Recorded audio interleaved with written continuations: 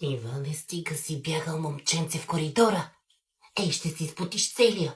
Не стига, че си болен. Нямам пари за лекарства. Сядай тук веднага. Да не те ушамаря набързо. Бе, какво се случва с този доктор? Доктор Георгиева винаги ни приема. А вие с доктор Георгиева ли чакате? Той и аз преди до вас дойдох, да? Преди вас. Виждам тая халитет. Преди вас, да? Иван, ела тук да те запаша. Ела тука. Ела тука. Айди, обувай се по-бързо. Ночи. Здрасти. Айди, доктор Георгиева ни вика. Ние сме преди вас, да, ние дойдохме в 9 часа, чакаме, имаме запасен час, стига сте ми се правили. Айди, да не те вкара в болницата сега набързо. Здрасти, доктор Георгиева, как сте? Бе, болничък е, да, болничък е.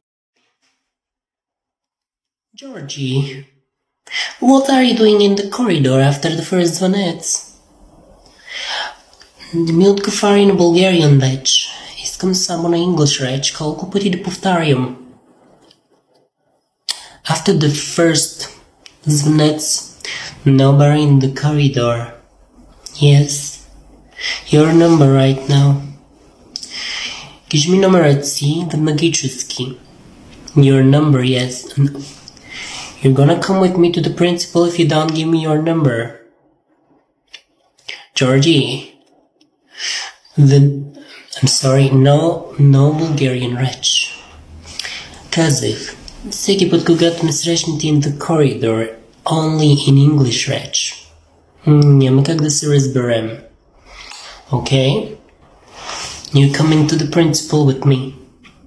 Аз съм българска баба. Разбира се, че когато някой ми дойде на гости, първото нещо, което питаме, дали е гладен. Аз съм българска баба. Разбира се, че имам телефон, ама не знам как го ползвам бе.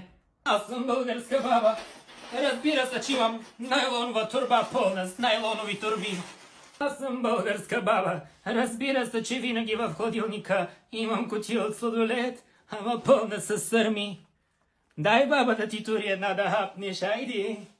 Аз съм българска баба. Разбира се, че никога не пропускам да си гледам турските сериали всяка вечер. Не ли бе? О, егма, али разато. Аз съм българска баба. Разбира се, че винаги излизам да си дянка с другите баби, че да клюкарим. Ой, кичкари, от кога да чакам. Хайде следващия да излиза. Стига сте се влачили в обедна почивка. Излизам. Кой си ти? Георги кой? Петров. Кое училище? Паисти Хилендарски. Ти не беше ли при мен миналата седмица? Забележка. Не беше ли? Я дай да звънна аз на канцеларията. Ало, Снежа. Здрасти, мила. Да, Георги Петров. Паисти Хилендарски, 7 Б.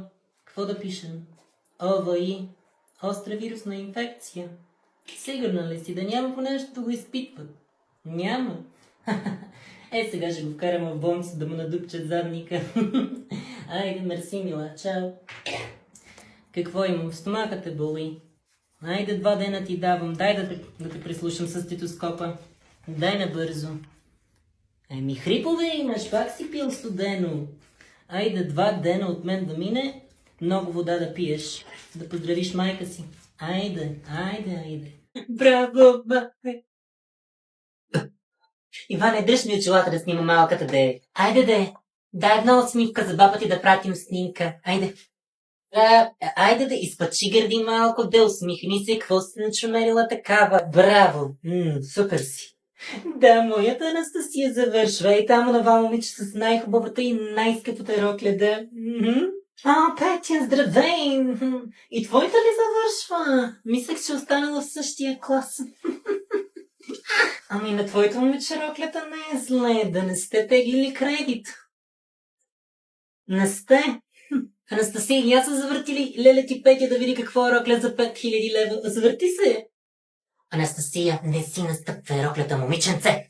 Нашето момиче има пълна шестица, ще следва право в София. Вашата хвана ли четворка изобщо? Анастасия, ела тук, леля ти Петя иска да се снима с теб. Как да не искаш? Здрасти, Саше. Георги, изчакай малко. Да купя лекарства. Здрасти, Саша. Малкият се оплаква нещо. Кашлям, болял го гърлото. Ето към една рецепта от доктор Георгиева да я видиш. Да. Абе, слуша, никак не слуша. Георги, чакай малко, говоря с жената, не виждаш ли, ще те зашлеви, ще те пратя вкъщи. Разреван, разбра ли? Абе, слуша, никак не слуша, ти как млазим по нервите цяла сутрин. Не иска да ходи на училище, болява го гърлото. Само лъжа, ти казвам, лъжа, цяла нощ на компютъра ми играе. Дай ми някакъв сироп за кашлица. Суха или влажна? Георги, каква ти е кашлицата, бе? Казвай каква ти е кашлицата, няма да ти вади думите с ченгел от устата. Сливи ли имаш? Същи като баща си. Бе, давай там за суха кашлица. Лъквай. Право не мога вече. Да. Ти как си, Милан? Георги, Десислава, елате малко ми помогнете с тези чанти. Аз няма като магарица само да мъкна. С вашите буклуци съм, не с моите. Иначе... Не, няма нужда да ми помагате сега, защото стигнахме вече. Аз, когато исках помощ, никой не ми помогна, сега ще ми помагат. Хайде, вървете се, давлявайте, че сега ще стане късно и само не се отдалечавайте. Няма да ходя да ви търся после. Бяла роза с русата, ще закичам в пусната, да посрещна зората. Аз казах ли да не се отдалечавате? Я да слизаш от дървото. С тая пръчка ще те набия. Слиза от дървото. Аз казах ли ти ще паднеш във водата? Казах ли? Я хващай тази пръчка. Хващай! Знаех си, че трябва да ги пратя при дядо им, при баба им. Знаех си, ама айди, добра съм, нали? Добра съм. Какво стана, бе? Ожилилата пчела. Айде, тръгваме си. Няма, ето и тук ми дойде вече. Айде, събирайте си буклуците. Аз с вас няма да се занимавам. Утре при дядо ви и баба ви. Георги, мами, айде ставай за училище. Ставай, че ще закъснеш. Айде. Георги, ставай веднага. Колко пъти аз ще те будя? Не съм аларма. Не стига, че баща ти всеки ден будя, ами и тебе. Като куковица всяка сутрин трябва да ви кукам, за да станете. На училище си след 2 часа. Ставай веднага, ще закъснееш. Значи на халите ти половина. До 5 минути да си станал. Абе, момченце, ти... Ставай веднага. Нито съм слугиня, нито съм аларма. Няма да идвам през 5 минути да те будя аз. Не стига, че съм ти направила закуска. Ами на той отгоре ми са... Успиваш. Двойка джия такъв. Чантата ни си нагласил за училище. Какво е това отношение? Не, и същия като баща си направо не мога вече ги трая. Ставай веднага. Иначе днеска си без пари на училище. Аз с кого ще се занимавам? Я ставай веднага да не ти лепна един. Пащичко. Добро утро, ученици. Сядайте по-път, защото има много важен урок за вземане. Така, готови ли сте? Запишете. Полези. Изкопаеми. Какво е това? Защо дъската ми не е изтрита? Аз къде да пиша сега? На челото ми отгоре? Какво е това? Това е просто едно неуважение към учителят, който стои пред вас. Как така имате време да бягате в коридора, да ходите зад училище да пушите цигари, но нямате време да изтриете една дъска? Как се нарича това? Знаете ли? Нарича се абсолютно безхаберие и мързел. Това се нарича. С всяко едно поколение ставате по-зле. Няма да започна час, докато дъската ми не е почистена. Айде, дежурните ученици да излизате да почистят дъската, иначе не знам. По-бързо? Кой е дежурен? Хайде излизайте, достатъчно ми загубихте от времето. Айде да се почисти дъската, иначе започвам да изпитвам по номера. Значи, пълно безхаберие. Юле, този малкият келеш пак не си вдига телефона. Ще го пръската и аз ти казвам. Само да се пребере. Абе, остави го, пък и ти лятна ваканция е. Абе, как ще го оставя, бе? Няма да справи каквото си иска, пък по покрив живее. Пак ще му звънна, докато не ми вдигне. Келеш с келеш. Значи за 10 път звъня. Не ми ли вдигне, тръгвам да го издирвам. Мария, успокой се. Няма какво да се успокоя, кръпно тигнах вече. Вдигна. Сега ще го оправя. Абе, Келеш, колко е часът, бе? Колко път ще звъня аз, а? Веднага да се прибираш. Хаймана такава.